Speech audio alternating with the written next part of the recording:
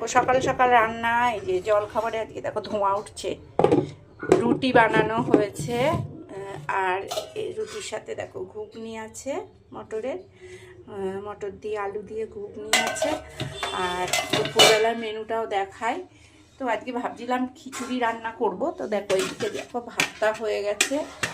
আর পেঁপের তরকারি হয়েছে, এটা গরম মশলা ঘি দিয়ে নিরামিষ করে পেঁপের তরকারি বানানো হয়েছে।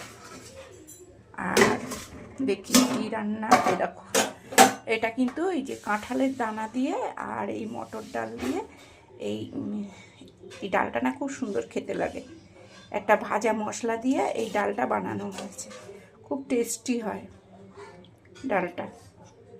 তো এই মটর ডাল হয়েছে কাঁঠালের বিচি আর এই দিয়ে আমার কাটোয়া ডাঁটা দিয়ে। তো এই রান্না। আর রান্না হয়েছে মাছের ঝোল, দেখো কাতলা মাছের আলু দিয়ে ঝোল রান্না হয়েছে এই যে। আর এদিকে জনির তো রান্না, জনির রান্না তো জানোই, জনির সেদ্ধ খায়, সেদ্ধ মাংস হলুদ দেওয়া হয়। তো আজকে ওকে হলুদ দিই না, হলুদ না দিয়েই বেশিরভাগ দিই আমি।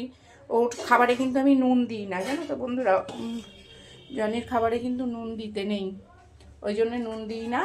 তো রান্নাবান্না কিন্তু আমার কমপ্লিট হয়ে গেছে।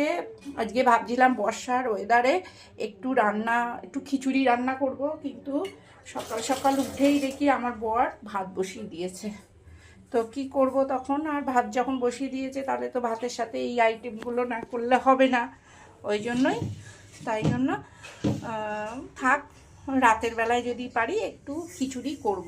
আর খিচুড়ি সেরকম পছন্দও করে না আমার বাড়িতে কেউ, তো যাক গিয়ে কী আর করা যাবে। তো এই ছিল আজ দুপুরবেলার মেনুটা। তো তোমাদের কি কি রান্না হয়েছে বাড়িতে জানিও। আমার এই রান্না হয়েছে, তো কেমন লাগলো অবশ্যই কমেন্টে জানিও বন্ধুরা। তো সবাই খুব ভালো থেকো, টাটা।